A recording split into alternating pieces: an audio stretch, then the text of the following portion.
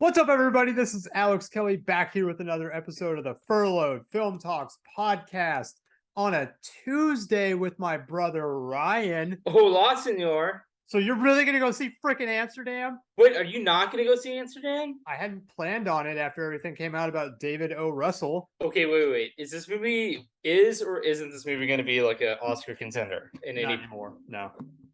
only because he's a dick or No. because like it? But also because it got like critically panned. I think it has like a 30% on Rotten Tomatoes right now. But you're okay. 29%. How about this? Would you want to see this movie like independent of any claims against the director being an asshole? Oh, 100% because of who the cast is, which still like blows my mind that like this is an open secret, and yet like everybody wanted to be in this freaking movie. Okay, then shouldn't you want to see the movie in support of all of the Below the line people who got abused during this yeah, movie. quote unquote, like victims of this man's crime?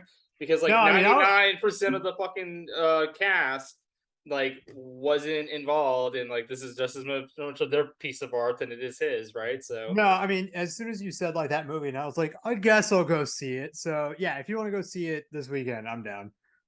all right, yeah, I do want to go see it. We'll take Marina's parents to go see it. Perfect. Yeah. The San Antonio natives will go see Amsterdam with us. They're not at all natives of San Antonio, but okay. And live in San Antonio is what I meant. I should put that out there, but whatever. It's a big place. It's fine. Yes. But everybody, thank you for checking out this episode. Ryan, how are you doing? I'm fantastic. Did you get a new Blockbuster and Chill shirt, or is this a existing Blockbuster t-shirt? So I had a hoodie from Blockbuster. Okay. I put out this Blockbuster and Chill shirt for people who are listening to this episode and are not viewing this on YouTube, because we're putting our episodes up on YouTube now when we do Zoom. Have you? I've been doing that. Have you really? Yes. Let's not put this one out because I literally have a t-shirt on. Hold on. Let me go put a nice shirt on. Go change. I'll talk about Blockbuster and Chill. Yes, I got this shirt off of the Blockbuster Bend, Oregon website. It says Blockbuster and Chill on it with a little Blockbuster logo on it. There is nothing on the back. I'll talk about my Stitch plush that Alexis got me. It is Stitch. People can't really see it. It's nice and soft. There's also the Freddy. Here, they can watch me get dressed live. Perfect. I'm just talking about all the random stuff behind me at this point. Fright Night box. Fright Night 2 New York edition. Sold out in 15 minutes. I was lucky to get one of those. Sold most of the stuff in the box, but you know, that's how life goes. We also have Charizard to my, I guess, the screen left, also my left. Charizard, Bulbasaur, Growlithe, very expensive. Ryan's putting on a dress shirt right now for people who are not able to see this. But yeah, Funko Pokemon to my left. Ryan's back. Yes. And now I'm dressed like a Brooklyn rabbi. Yes. Wow. Oh my God. This episode's off to a fucking crazy ass start. Yes. Yeah, and I do have some scenery behind me. I've got perfect. Describe yours as I just drink beer over here. So I've got the Green Knight vinyl poster behind me. Very sexy. Yes. And then there better be a dog to your left. Oh, it's French Dispatch. Yes, French Dispatch is actually the original movie poster from Angelica. My first date with my fiance. Yes. Aww. Very special. She literally went to the manager at the Angelica and asked if she could have the poster out of the case in the front of the theater. There's got to be CCTV footage of that somewhere. Oh, I hope so. Running across the house to get a shirt was not a good idea after chili. Oh, did you eat some chili tonight without me, Ryan? I did have some chili without you. I'm sorry. See, that's our tradition when we watch House of the Dragon, which we're going to review tonight. Yeah. Nice segue. What else are we doing today? Don't Worry, Darling, which came out a couple weeks ago. We're going to review that movie from Olivia Wilde, starring Florence Pugh and Harry Styles. Should be a good episode today. As always, people, check out our Twitter at Furloughed Film and on Instagram at Furloughed Film Talks. We put some fun stuff up there. And on YouTube, because we're gonna post this because Ryan has a dress shirt on now. Yeah, At thank you. Overload Film Talks. That is a channel. Subscribe, do all that kind of fun stuff. We'll have some interesting things going on these next couple weeks. We'll be at Dallas Fan Fest, not this weekend, but the weekend after. We'll be posting stuff from that because they've been badass enough to kind of let us go and just run amok at those things. Stephen Amell is going to be there, as well as the guy from House of the Dragon, Matt Smith, badass dude, and Eduardo Franco. Oh, can you buy a photo and not an autograph? Or you have to pay for both, right? What do you mean? With Matt Smith? So, like, can you get a photo that he'll autograph there? Can you have him autograph something and can you take a picture with him? So you have to buy both. Do you have to get in line again? No, you just do it right there. So like there's a photo op price, which is like something completely different from the table he's at signing. Oh, I And see. there's a table photo price where you like literally just take a selfie with him. Oh, okay. So the photo op one is more expensive, probably. Oh yeah, 100%. And it's wait like you basically have to go fucking wait in another line. I don't give a shit. I'm probably gonna do that. Are you really gonna go for fucking Matt Smith? Yeah. Dude, the line's gonna be ridiculous because he's canceled like 3 or 4 times on Dallas. Really? Yeah. So like, but he's like promised fan He's not gonna cancel this one. Yeah, so he's like he's actually gonna be there. Can we get a homeless person to stand in line for me? That's the Ryan Ellis Kelly. What? No, I'm definitely going for Stephen Amell. I just need to decide. We're just gonna like completely mess up this episode again real fast. Hold on. You talk. Hola, mi llamo is Brian. I'm trying to decide. Invest in the Pokemon Damn card. it. Damn it. I'm trying to decide if I want to like get this Funko of Green Arrow signed By Matt Smith? no, by Stephen Amell. Oh, okay. Or if I want to get the photo that we took in Denton signed, where it's me, him, and Garrett. Definitely do that one. Yeah, definitely do the photo. Like, how funny would it be just to walk up with like a photo you've already taken and be like, "Hey, bro, can you Remember this?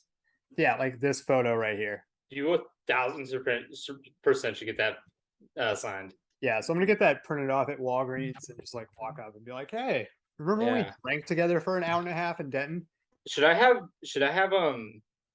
Matt Smith sign a Pokemon card? Fuck yes, you should. Oh my god. You want to see some really cool shit I got this week? Yeah. Hold on. There's actually a Damon Funko Pop already. Oh, really? Yeah. Look at this shit. Bro, what the hell? For people at home, Ryan, like it's golden. Ryan, explain what you are showing to me. Yes, so I have the original base set trio Pokemon cards, but they're reprints in the 25th anniversary Japanese set, and they have gold foil edges and gold backgrounds, and they're PSA graded 9s. They're 9s? Yeah.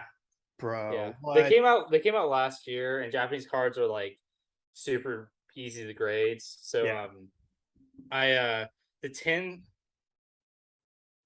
fuck. You don't want to get a like Funko sign though, because then it's like you're gonna barely what is he gonna sign like the forehead? Like No. barely So you signed the box. Oh. You Does signed anyone you sign like this right here. So I'm holding up a Funko. It's like the screen outside. You sign around here. Oh. So it looks Don't you want to pretty cool. sign like on the cardboard so it's like you can see it better? Like on the back? Or like on the face. Oh. You know what I mean? Like on the dude's yeah. face of the cardboard? No, it shows up pretty well like on the screen. Because they use like blues and stuff like that where it really pops.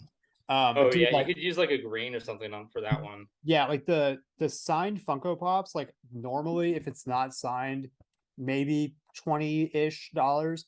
When it's signed, it's like over $250, $300. Like signed Funkos are ridiculous. Are there any companies that grade Funkos? So CGC does, PSA does, and then the company that like everybody swears by for the value of Funko Pops, which is called PPG, Pop Price Guide, they're about to start pricing Funkos, which like when they start doing that, that's going to be the gold standard because everybody goes to them for their like value of the Funko. Like even the Funko app pulls the value from PPGs. So like everybody when you're talking about Funkos, it's PPG all the time. So that's going to be a huge deal. That's badass. Yeah, so like that's coming real soon, which like I'm super stoked about because like I've got this the Charmander that like you gave, I got you and me. That's already at like 65, and then I just got this one. Wait, is the one that's like super popular VVG? PPG. PPG? Yeah, Pop Price Guide. Okay, and they're not doing it yet. Not yet, but like they just put a survey out and they're like, we should do this, and now they're about to. So, Nice. But then like this Bulbasaur is like $90. Got this in a trade, so I'm really happy with that one. But we're gonna start out with something. We're gonna get past the nerdy stuff and get into even more nerdy stuff, which is there was a new trailer that dropped yesterday, Ryan, in an abbreviated version of the Trailer Park Roundup. We have a brand new official trailer for Black Panther. I have to apologize. I 100% have to take a break. You gotta go poop? Mm-hmm. Okay, I'll pause. 15 minutes later. We're going to talk about the new trailer for Black Panther, which dropped yesterday from Marvel Studios, starring. I don't know. Should I look it up? Yeah, it's probably a good idea. That'd probably been good planning. Starring no one we know. Yeah, I mean. Okay, here we go. Lupita Nyong'o. Letitia Wright, Dominique Thorne. I don't know if she's gonna be in it. Ironheart, I guess so. Yeah, she's Riri Williams. Okay. Angela Bassett, Daniel Kaluuya. I'm doubting Michael B. Dude, Google really needs to get its shit together when it does like cast listings. So, rumor, spoilers for anybody who doesn't want to hear this. Okay. Michael B. Jordan is in the movie. Oh, wow. Okay. He is going to be, so we'll get into that in a second. Ryan, there is the biggest question from this trailer. They show the new Black Panther. Who is the new Black Panther? I don't know. It's definitely a female. Yes. Well, I mean, it has female characteristics. If the new Black Panther identifies as female, only they could tell us. Okay, keep going. Anyways, I don't know. Do you know who? I have no idea who it is. Like, Shuri. I'm guessing it's his sister. Yeah. Yeah, it's Shuri. Okay. That more than likely it's Shuri. I mean, cool. Okay. Which in the comics, Shuri has been the Black Panther before. Just kind of the body and where the rumors have been, it's almost been confirmed that this is going to be Shuri.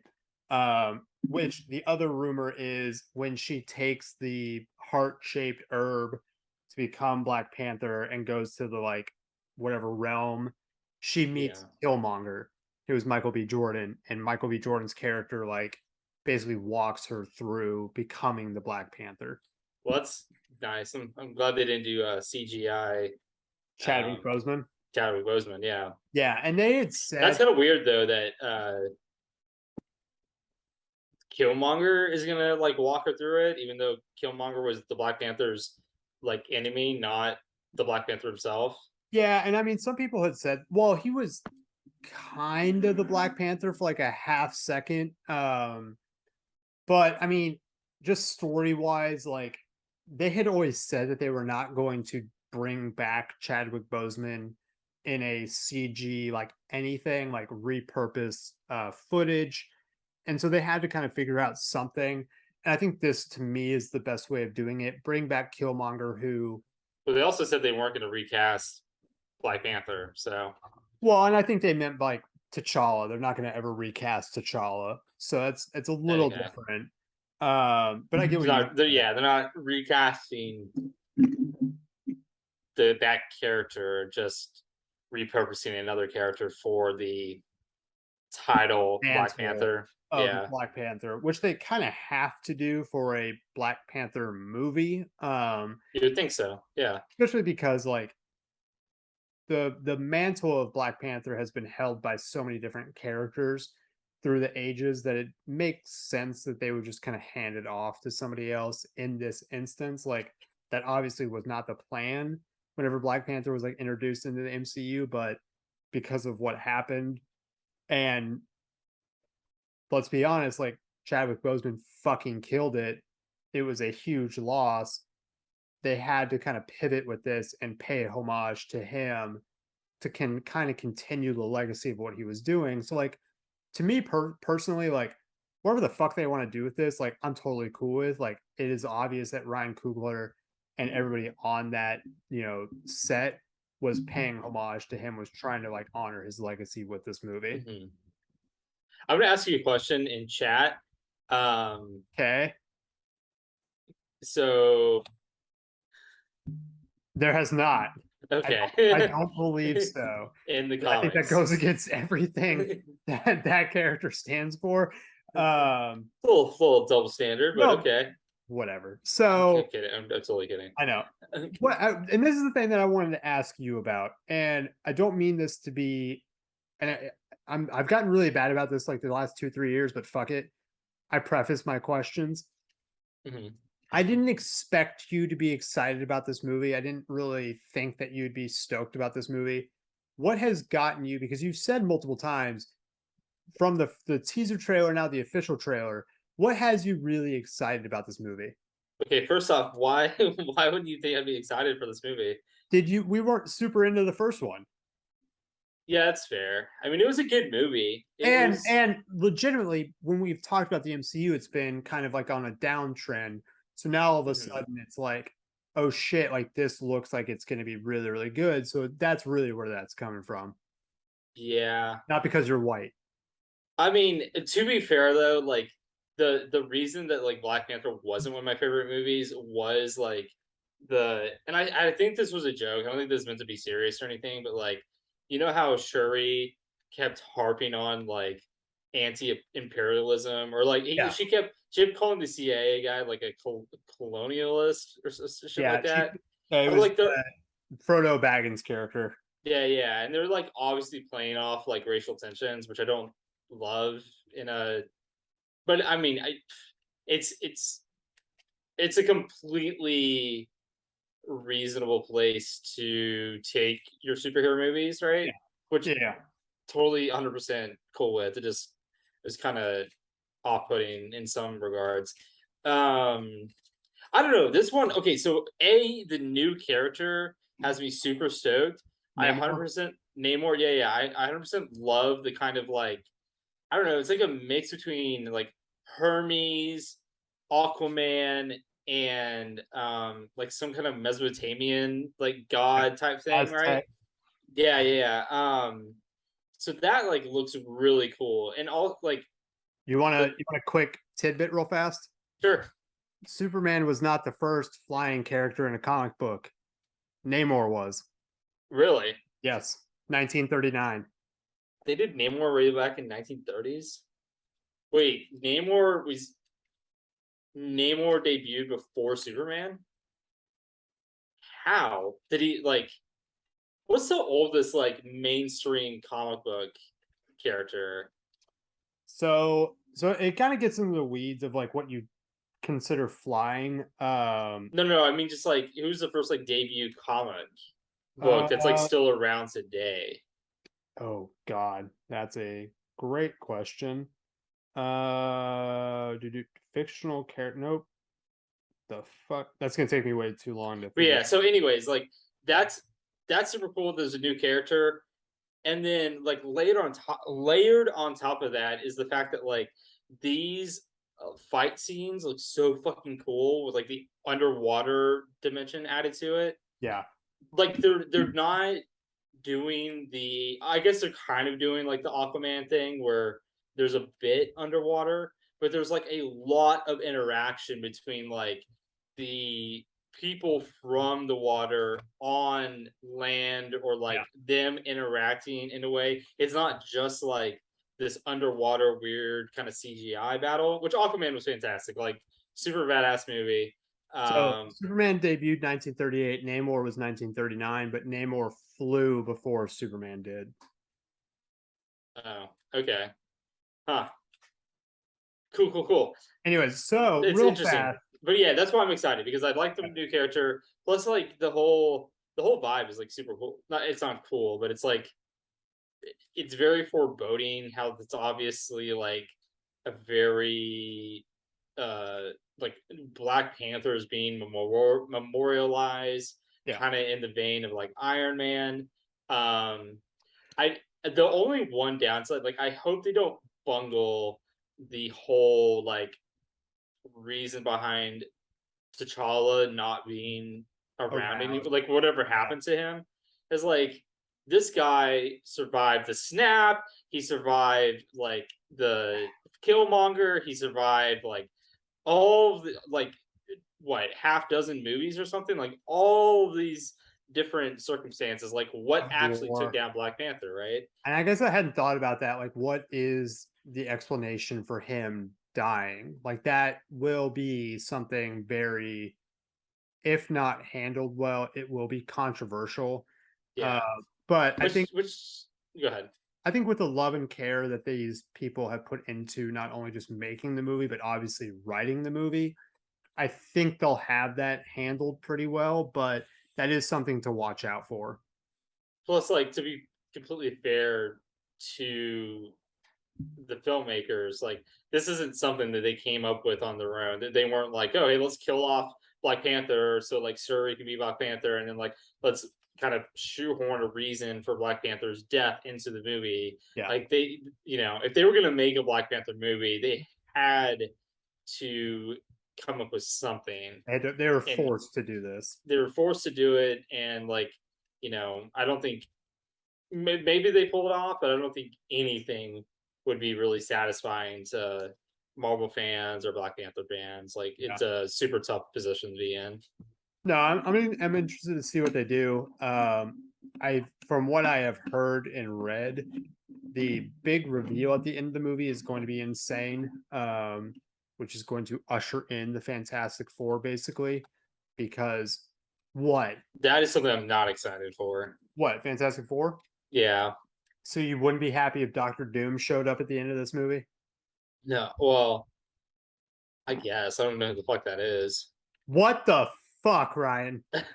That's how much they ruined Fantastic Four for like a whole generation of like people, right? Like, he was the villain in the first movie that they did. A Fantastic Four. Yeah. Who gives a fuck? Like, those movies are so bad. Like, I think I might have seen one Fantastic Four movie, and I don't even know if like I think I saw the one way back. Like, is there one between like 2002 and 2006 time frame? Yeah, that was Fantastic Four, and then Fantastic Four: Rise of the Silver Surfer. Okay, I'm pretty sure I saw the first one. I don't know. They're just so bad. I'm not excited at all. Doctor Doom, if they bring him in as like the guy who's like basically orchestrating Namor and the Wakandans to like fight each other, it's gonna be a sick reveal. Yeah, and how's that gonna play into like is that just gonna be kind of localized with this like Black Panther story, or are we gonna get something larger, like a Thanos-esque, that's gonna be going alongside Kong or Kang? Thanos-esque. So we're gonna have like him and the other guy, Kang. It's too much, man. Too much going on. Just wait. He is that. If they bring in Doctor Doom, he is going to be the Thanos. He is not. Kang will be Thanos-esque. Doctor Doom will be Thanos. Like, he is going to be pulling strings all over the place. Like, one thing that kind of worries me is that, like, is there stuff in the like was it Mrs. Marvel? What was the TV show? Miss Marvel? Was it like, is there stuff in Miss Marvel and She-Hulk that are going to be important down the line for Marvel movies? Because like I got to tell, like Miss Marvel, there will be.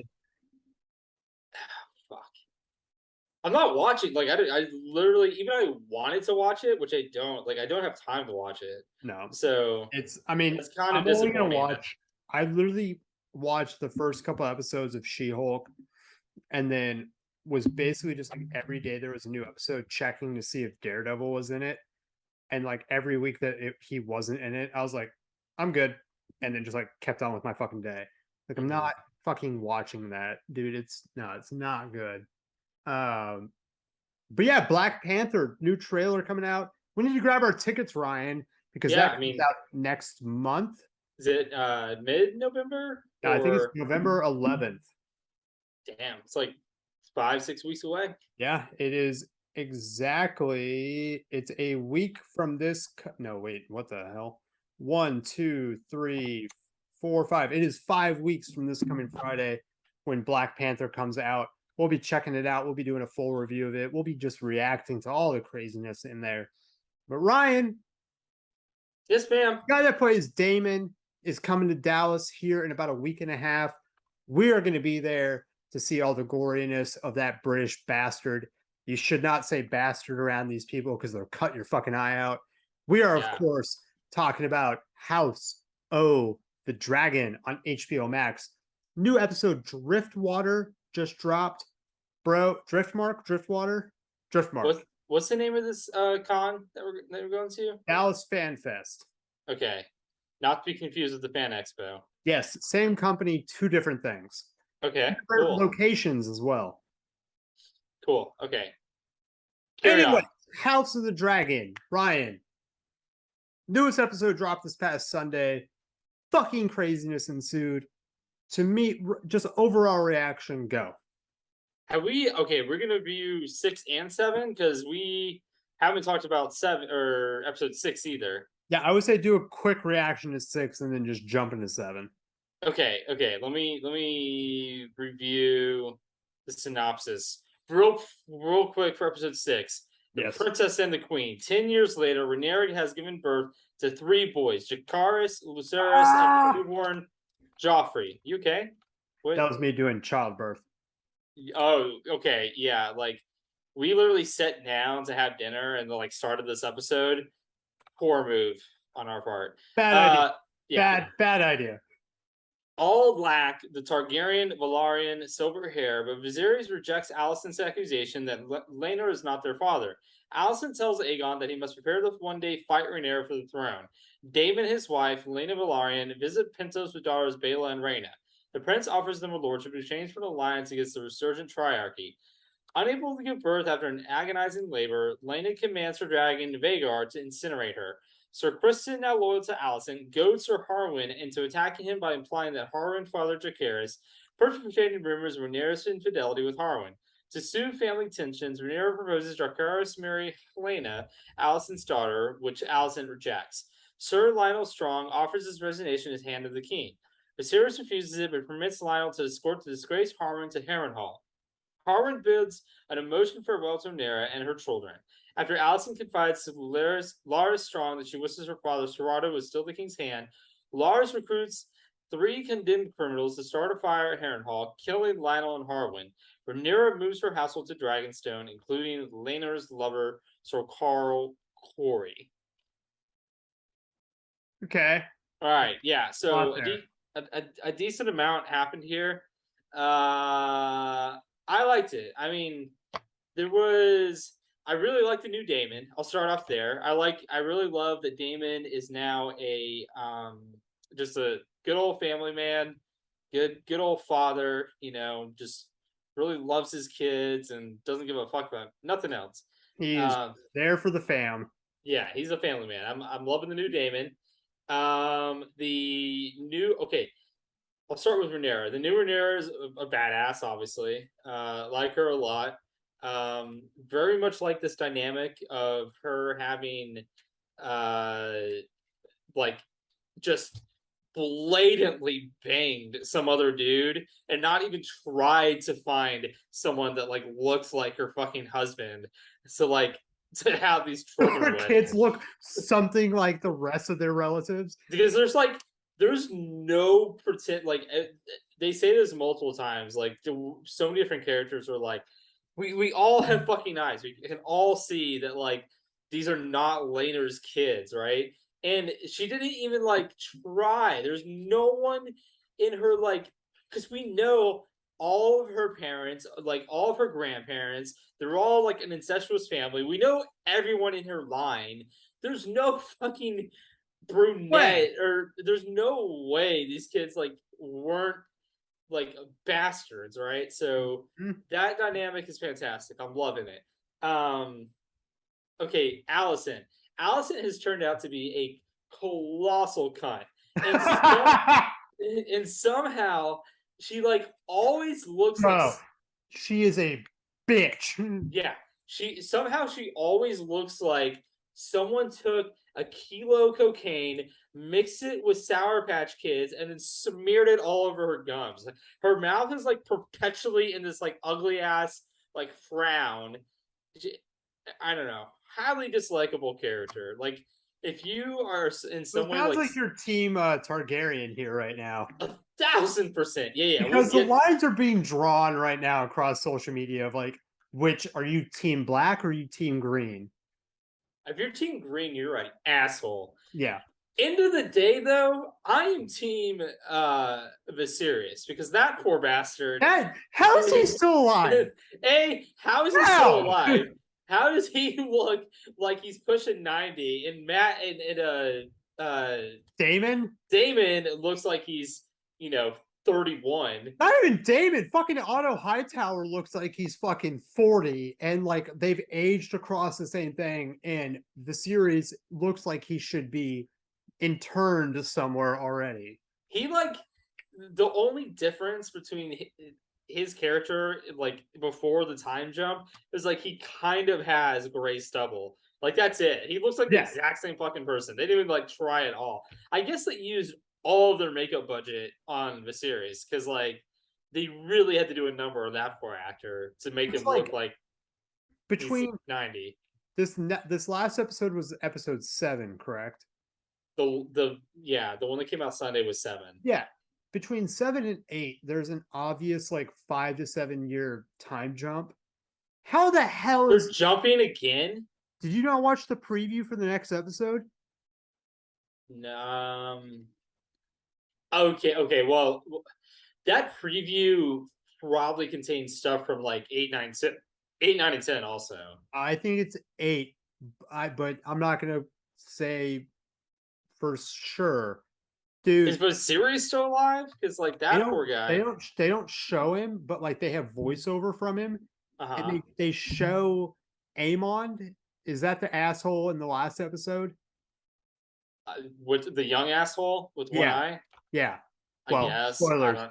Yeah, sorry. They show him. He's at least 5 to 7 years older. Really? Are you sure it wasn't his?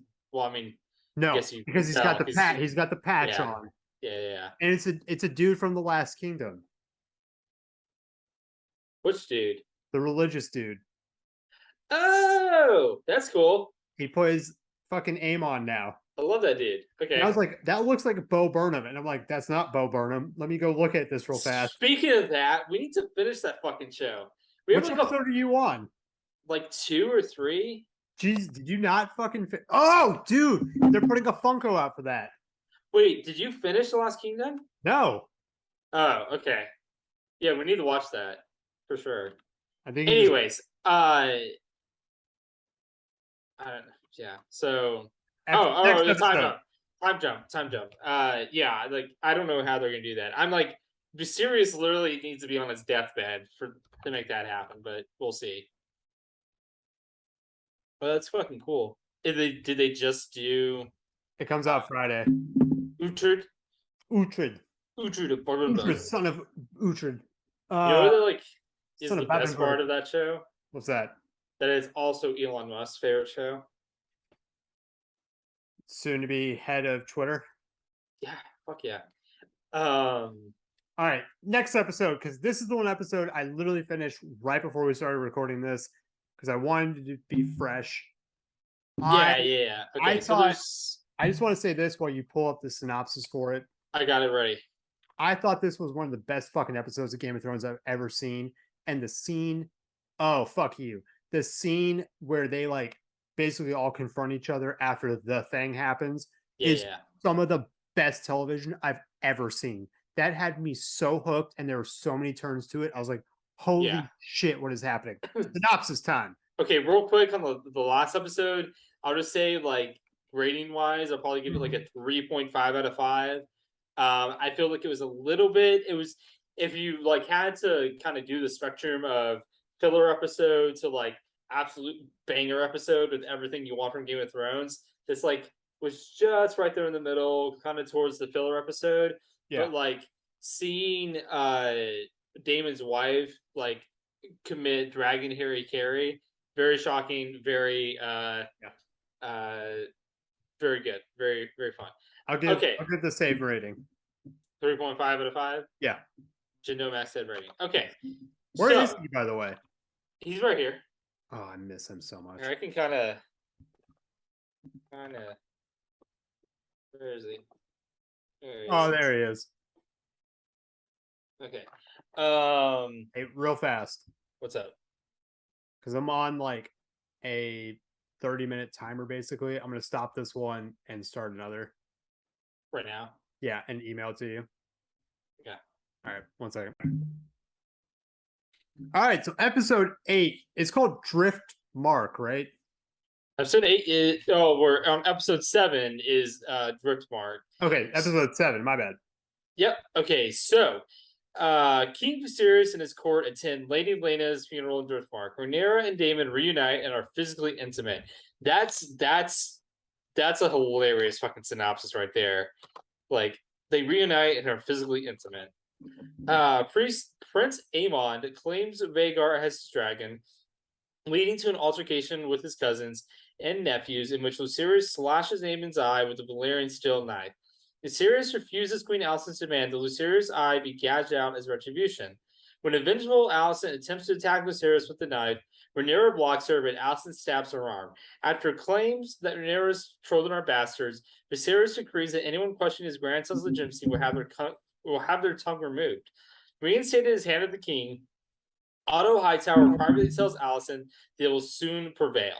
Rhaenyra and Daemon unite against Alicent and her supporters. Laenor is apparently murdered by his lover, Sir Carl Corey, with Prince Rhaenys and Lord Corlys believing the found charred body is Laenor's. Meanwhile, Daemon and Rhaenyra are married in the old Valyrian tradition to continue the pure Targaryen bloodline, their respective children attending the private ceremony. Following his fate to death, Laenor, his hair shed, secretly flees Driftmark with Sir Carl. What the fuck? Yeah, right? The best Game of Thrones episodes with like very minimal bloodshed other than like one guy getting his neck snapped. Well, and also a guy losing his eye. But there's a lot of bloodshed in this. Yeah. Okay.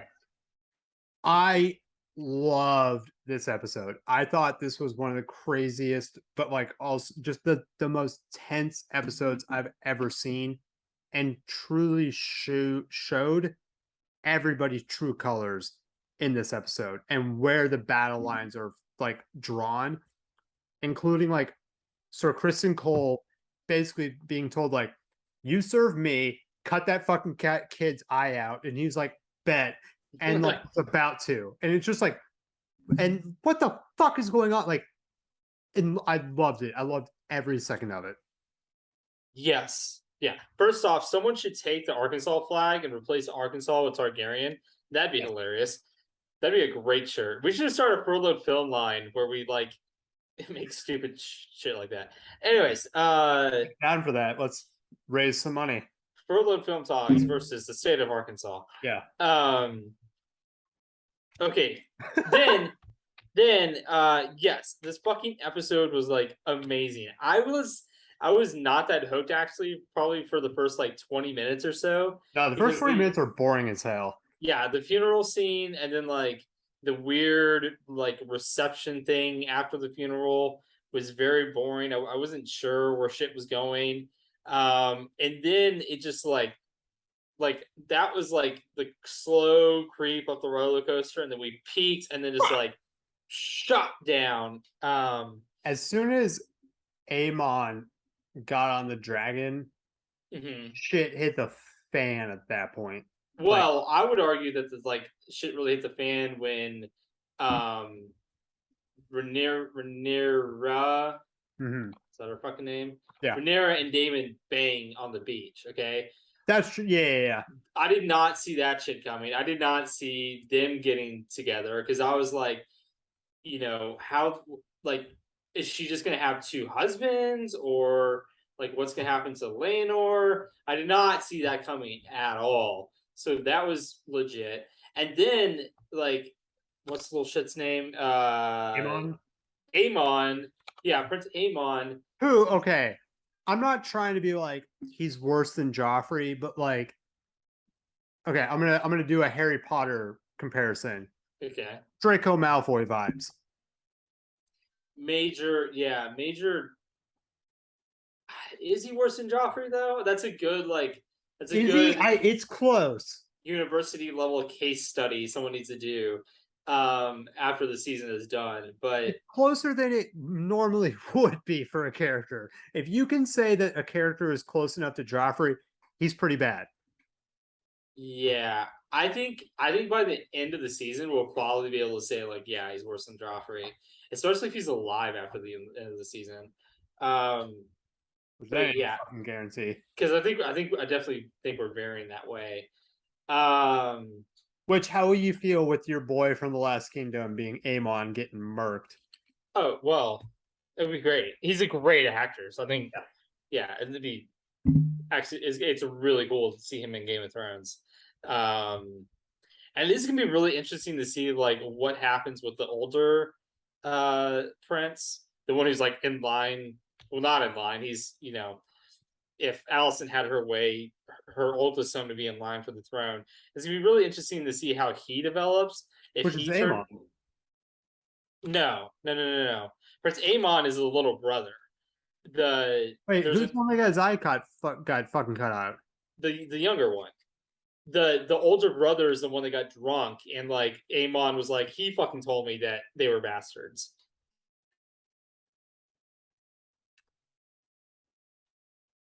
Aemon might get killed then What do you mean? because he's not there. The oldest one that they show is the one with the eye patch in that preview. Yeah, so but the okay, so the older one Yeah, didn't get his eye gouged out. It was his younger brother who got his eye sliced off. but that's what I'm saying is they don't show a older one next to the one with the eye patch in the Oh, in so the you think the older brother somehow got knocked off? maybe I don't know. Maybe he's just not. Maybe like Maybe just he's not off in that screen scene. somewhere. Yeah, I don't know. That's weird though. possible. Like because it's gonna be interesting to see like how he develops, because so far in like these two episodes it just seems like he's kind of like a aloof fucking idiot, right? He's not he's not intense and like power hungry like Aemon is. He's just kind of like there jacking off in the window of the Red Keep, right? Like doing his thing. Um, like, and to be fair, again, if you're in line to be king and you want jack off in the window of your bedroom, like Why not? why the Pull fuck not? Homelander, jack Yeah. off wherever you want to be. I would 100% pull that off. Yeah, so it's gonna be interesting to see where he goes. It got insane when Aemon like just claimed, I guess his his fucking aunt's Dragon. dead aunt's a dragon. Yeah. Which I love how like out of everything in this entire episode, no one was like, no, you can't have the fucking dragon. Like he just claimed the dragon, and everyone was like, I guess it's his dragon. Yeah, now. I guess he gets to keep it now. He doesn't have an eye. He gets a dragon, I guess. And like you were talking about the last scene where the two like combative parties were split, and they very much like physically drew the lines between each side in Targaryen Civil War. I think that actually might have been the second best shot in the fucking episode. Okay. The best shot might have been Amon standing in front of the dragon, like like they had a shot from behind Amon, and like the dragon staring him like head on. That's a pretty good shot. And for me, it was when they showed him like riding it. For some reason, it reminded me of like Harry riding Buckbeak, and I was just kind of like, can we not have better CG? But then I went and like Much less innocent than yeah, Harry but riding Buckbeak. then I went and watched like Harry riding Buckbeak, and they don't really show Buckbeak too much. And with this, they like show the fucking dragon, they show the kid on him.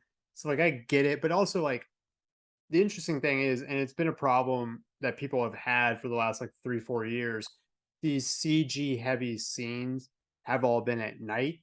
This is at night, and the Buckbeak scene that they did with Harry was very much in the day. So like it's just a very different style and of filmmaking nowadays, I guess. Like I don't know, I felt like that was what me personally like thought of, and so I was like, huh, like I need to go rewatch that real fast. I think for an episode that cost $20 million, like Yeah, that's completely like realistic, right? yeah, Like I think they're doing a pretty good job. You really harp on the CGI, so I do, like, because when you're gonna spend $20 million and it's very clearly like the outline on like a character.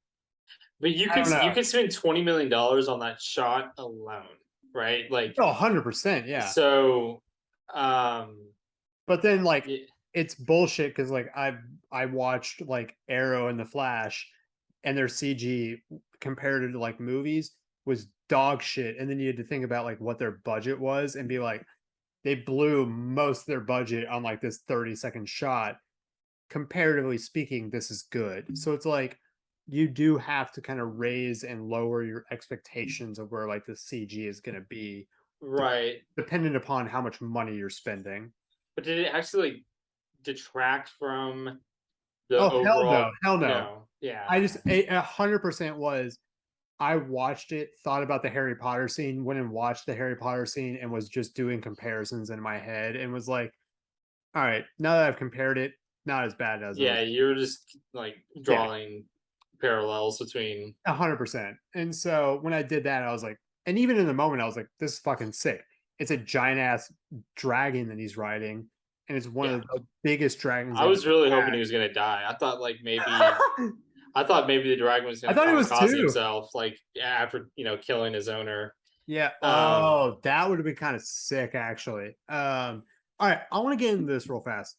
The moment where they had the fight between the kids, kid fight, sick. Then with weapons. Yeah. Then they get into the really political part of it. That to me is probably top 5, maybe to top 10 scenes or sequences of like Game of Thrones. What did you think when that started and ended? Like, what was your overall feel of that? Like, I'm not going to call it banquet hall, but like, what would you describe it as? Which part are you talking about? Where they get political? So they have the fight scene between the kids. Okay. All the families like converge, and basically they're like, what's going to happen? Like, what's the punishment going to be? And Viserys is like figuring it out. I thought that was pretty interesting, actually, because it was like they're all pleading their case to Viserys, right? And it's like it was kind of like a pseudo court case where 100%. It's they're bringing their arguments to essentially the judge and jury and executioner, right? So I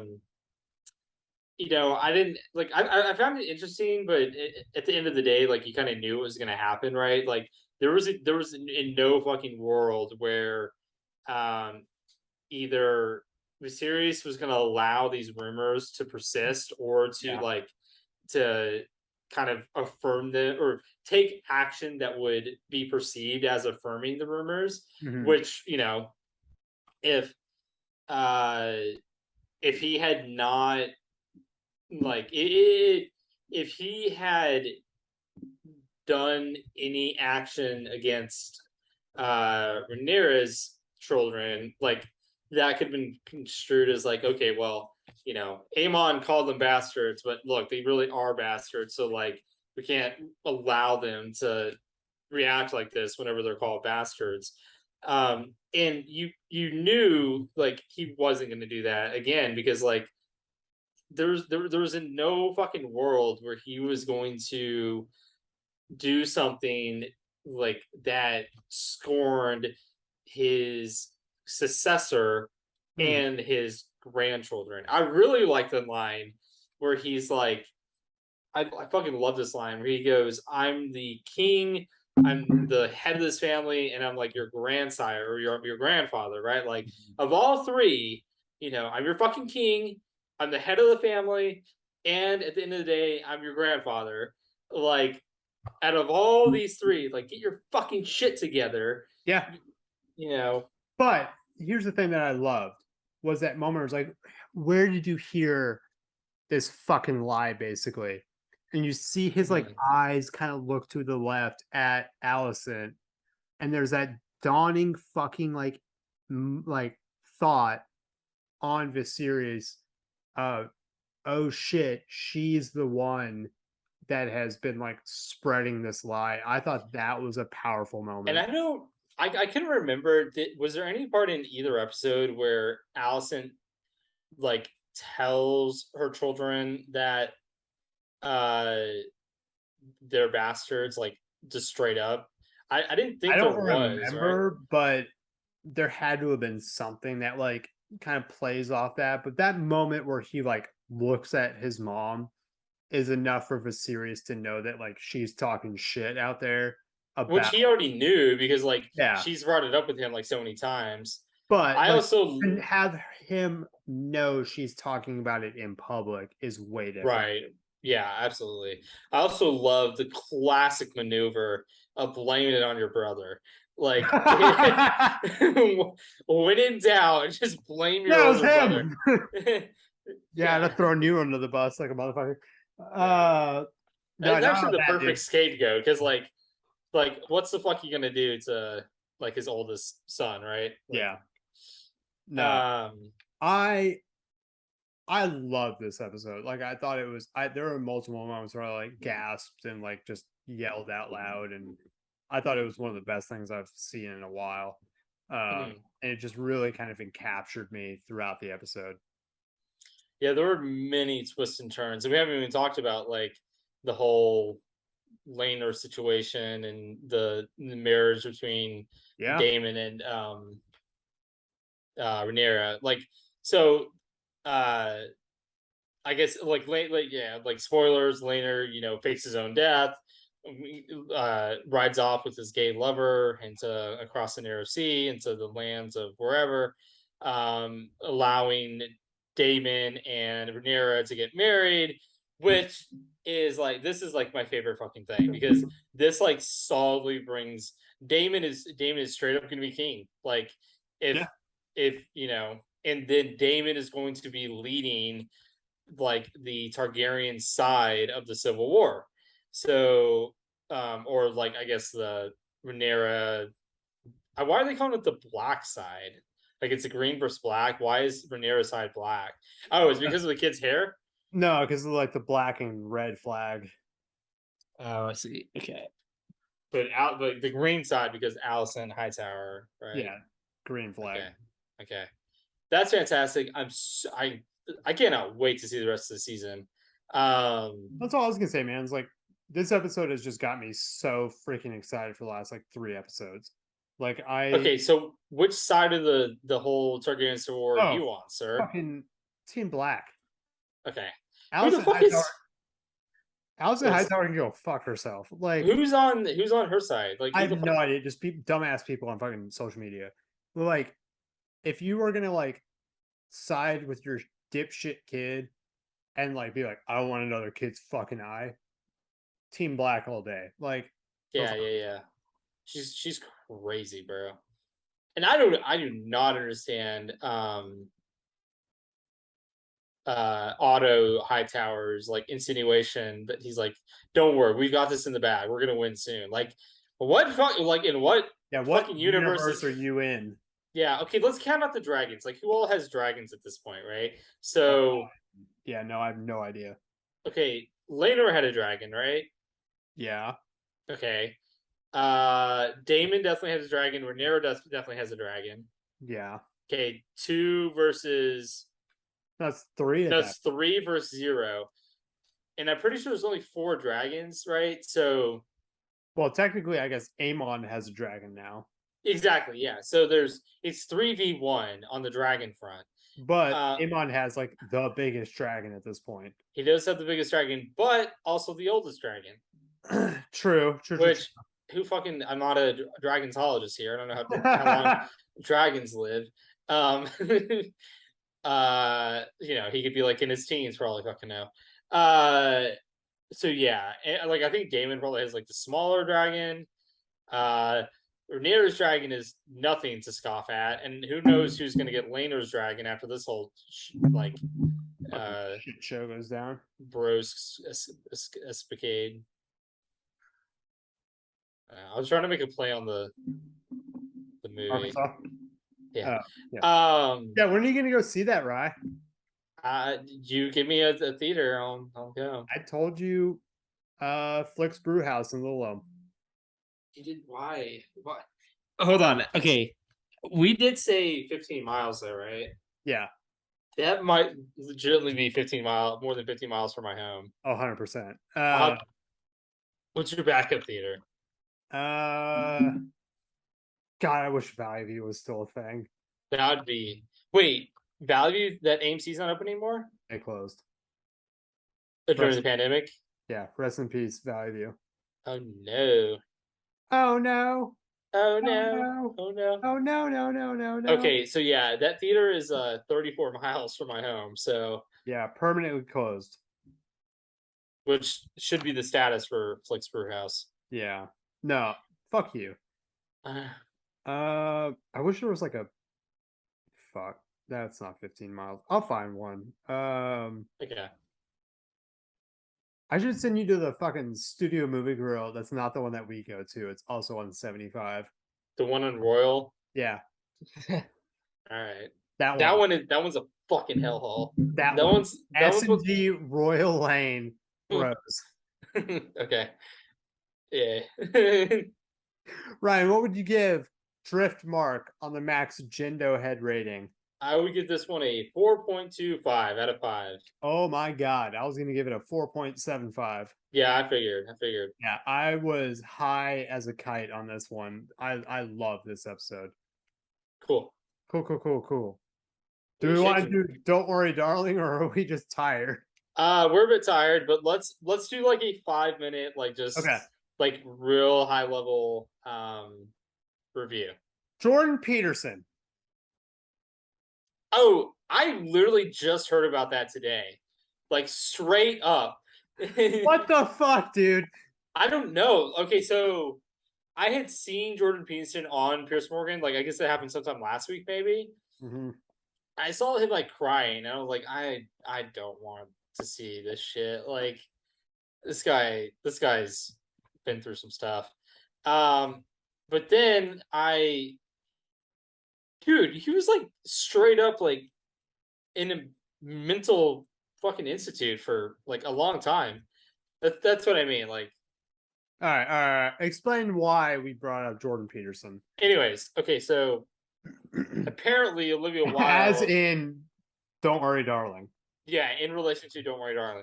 Apparently Olivia Wilde came out and said that Chris Pine's character was based on Jordan Peterson. Yeah. Which is fucking stupid. I'm sorry, but like, well, okay. In the context of the movie, it makes sense. It would have made more sense, and I'm going to say this name, and you're probably going to freak out. Okay. It made more sense to say somebody like Joe Rogan, but okay. How does like either of those? Just wait. In the context of the movie and what they were going for, I'm not saying it's right or wrong. what she was trying to portray, which is this like incel like YouTube thing where this guy basically brings all these people in and convinces them to do something like this. Okay. So that's where it comes from. Major spoilers from here on out. Yes. Major spoilers. 3, 2, 1. Go. Okay. If you remove the last 10 minutes of the movie, right, and you completely remove the fact that like this guy was bringing in men into this virtual world. Yeah. Let's not get into like trying to figure out what the fuck it was, but like not just men, but like convincing them. I'll get there. Yeah. Okay. All right. Sorry. Like he's convincing the men to come into this virtual world, and he like a part of it is you choose a mate, and your mate comes with you willingly or unwillingly. Now seemed like unwillingly, but well, no, because it's a little bit wild when willingly, right? So well, but I think that was her choice. It wasn't. She was apart with somebody. Okay, then that blows apart your fucking theory like altogether. But if you remove that part and you just say that Chris Pine's character, like just in the context of like the virtual world that they had built, like really his message was like universal. Like we're building as a community this brand new community and this brand new like technology for all mankind to make all mankind better.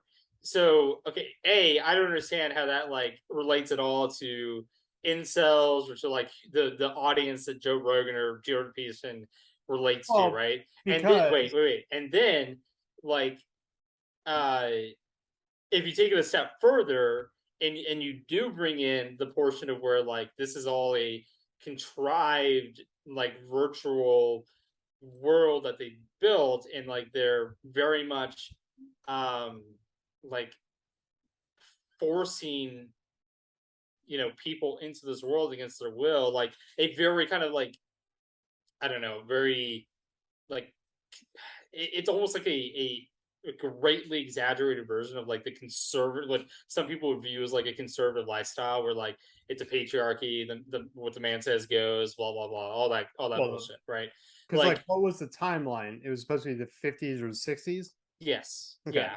But this is like way more exaggerated than like even what was in the 50s or 60s, because like we're saying that Harry Styles like kidnapped his fucking wife, and it's like the idyllic version of the 50s or 60s. Like that wasn't what the 50s. Well, I'm going beyond that. I'm going like beyond like how they even got to the 50s or 60s. Like they're forcing their significant others or whatever to like go to this world against their will.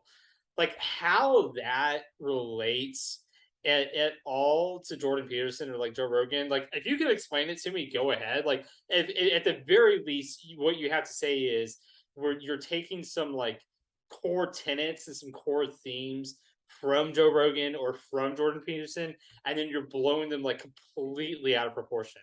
So like say that what the character in Don't Worry Darling, to say that character was like somehow at all based in reality and was like based on a real person, like that's batshit crazy. Like if you can explain it better, like go ahead. But I think it's a complete hyperbole, and it's a bit unfair to like those people to try and like relate to what happened in that movie to like what those people are actually trying to do in real life. Well, I think what they were meaning is that person or those people have, for not all the followers that they have, but for a select few, convinced them that the older ways of doing things are idealized, and they said like, hey, if you're down here, it's because of this over here, and this is how things should be, and if you could do things, this is how it would be. And convince them that like the older ways are the better ways. And really it's not one-to-one, because really, and this is why I think the comparison is not right or good, because Jordan Peterson and Jordan Peterson and Joe Rogan have not given or have never been like, hey, like let's go over here and create this utopia type of bullshit. But Yeah, and they don't even really say like the Yeah. old ways are better. Like Joe But- Rogan definitely never says that. Like Jordan but Peterson it's does supposed- say like maybe some traditional like roles, and he doesn't even say like it should be this way. He's actually just questioning like would the satisfaction level or happiness level of modern society be different if we didn't have like two parents working multiple jobs overtime, like he's not say he's I don't think he's ever said like it would be and we should go to that point.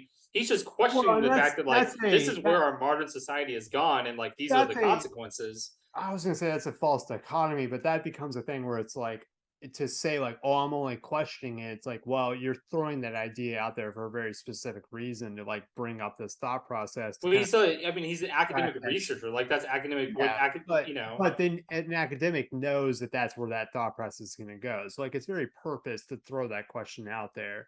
So I would. But I mean, he's a clinical psychologist who like tracks these metrics of is a society, emotionally, physically, mentally, XYZ in a better place than it was, in different generations at different points of time.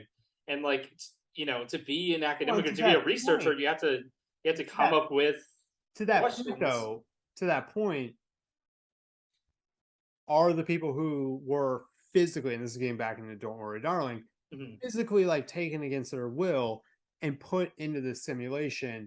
But that's not the question. Like that's not what we should really be asking. But it is because you have to think: are they going off of the data points that were the people from the 50s or 60s who were in power, which were like the males of that time who were ostensibly in power and giving those data points versus now the people who all have power? Is that really what was happening? And in this movie, and this is where I think it's very interesting, not interesting, but these women were quite literally taken against their will. And the only one, and this is my biggest problem with this movie, we are not given enough information about Olivia Wilde to really know about what the fuck her like thought process was or like how she got in there. But or like even how many of those type of women are in the community, because like we only really see like 4 or 5 women. Well, we only get to focus on a handful of women out of like the entire community. Like how many really were taken there against their will? Yeah. But to back up a step, like you can agree that like Joe Rogan or Jordan Peterson have never and would never argue that women should be taken against their will to like. I would say Rogan would for sure. And I just threw out his name because like very, very close. Peterson, I'm not familiar enough to know. I don't know. And that is who Olivia Wilde threw out for that fucking interview that she did, which is now like causing a furor. But like, dude, I didn't like the ending. Like her really trying to throw that shit in there was just like, okay, you had a cool concept, you had something original, and you try to throw some shit in there in the middle of it just to kind of be like, oh, we're being controversial. Go fuck yourself. Like, I don't agree with Jordan Peterson at all, but to throw that in there in the middle of it just felt contrived and forced and just weird. Like, I didn't like that at all. Okay. What? No, I just want to say, like, you literally just said, I don't know almost anything about Jordan Peterson, and then on the other hand, you said, like, I don't agree with him at all. That's kind of a... Okay. I know, let me rephrase then. I know a little bit about him, but I don't know enough to speak intelligently upon what he has said. I know this much. I don't agree with what I have heard from him. I've agreed with 1 or 2 things before he started getting really controversial. And the fact that somebody like Olivia Wilde took it upon herself to like really kind of harp on that is stupid to me. Like, just make an original movie that I thought you were doing at the very beginning of it. And I thought that was really dumb to like curtail it halfway through. Yeah, I mean, I get what you're saying. I also though disagree strongly that the ending was like poorly constructed. I very very much liked the ending in this movie. Um, you know, I was really excited to go back and watch the movie again. Independent of all this whole like Jordan Peterson mess, but like I was excited to go back and watch. Like, okay, I know the entire story now. Now I want to see all the clues um, that are strewn across the movie. But now I'm even more excited to rewatch it with the if this is even true, like if she like sat down and wrote the script with like Jordan Peterson in mind, who knows? Or if she like just did this Oh, I for think she 100%. or she did for publicity because she knows Jordan True. Peterson's a big name. She knew it would do a cause of furor. Either way, I thought it was a fantastic movie, fantastic like all the way through, great acting, everything. And I thought it left too many questions unanswered, and like too many things where you like just spend 30 seconds to a minute and you're just like fucking unraveling everything. And I was just like, I didn't enjoy that part of it. But yeah, that's completely. I would go see it again just to be like, I want to see if I missed something. 100%, yeah. Like, and that's a completely fair argument as well. Like, I would 100% admit that there's several points I wish they had elaborated more on. I mean, for me, I didn't think that it was completely crucial to the overall quality of the movie. But I could definitely see where, you do think that it was at least somewhat detrimental to your enjoyment of the film. So what would you give it on a max Jindo head rating there, Rye? So on a max Jindo head rating out of 5 Jindo max heads, I'd give it a 4.5. Holy God. I give it a 2.75. That's ridiculous. So we strongly disagree about this movie. Yeah. But all that to say, they go off of box office. I will probably see it again, or I will rent it or buy it or something. So like they have won me over on that end, but who knows? Mm-hmm. I will say, like, if you are thinking about seeing it and you're on the edge of like, oh, I might wait till it's on digital or DVD or whatever, go fucking see it in theaters because it's see it in theaters because it's visually amazing. It's incredibly well done. I'll bump that up to a 3 just for the visuals. Oh, good. I'm sure if we had like 20 more minutes, I could get you to a 4 or 5, but fuck you. But Ryan, this has been a fun episode of shitting and talking. Yeah, sorry for the delays and the breaks and everything, but I was there with you as well. But this has been another fun episode of the Furloughed Film Talks podcast. As always, we're on YouTube, Furloughed Film Talks. Subscribe to the channel. We'll be posting these when we can. And our numbers have been doing well with our downloads. Our current video or last episode has a whopping 3 views on YouTube, so let's bump those numbers up. No, I'm trying to encourage our listeners. Like, go see. Figure it out. Yeah, we should probably. Yeah, we'll reiterate at the beginning of every episode. Like, hey, if you want to go watch the video, because we could get some ad revenue from YouTube rather than just nothing from the podcast version. So, But everybody. Yeah. Thank you for checking out this episode of the Furloughed Film Talks podcast. We'll be back next week with another episode about House of Dragon and some other stuff. Maybe we're going to catch up to Lord of the Rings. God damn it, dude! I'm so behind. Which episode are you on? I'm all caught up. Oh my god, I'm so behind. So I think there's only one more episode, maybe 1 or 2. Yeah. I'll have to check that out then. But fucking love Lord of the Rings. Yeah. They just announced that season 2 started filming today or yesterday. So we're already filming it, bro. All right. Yep. Everybody, thank you for checking out this episode. We'll be back next week. Have a great rest of your week. Adios, amigos.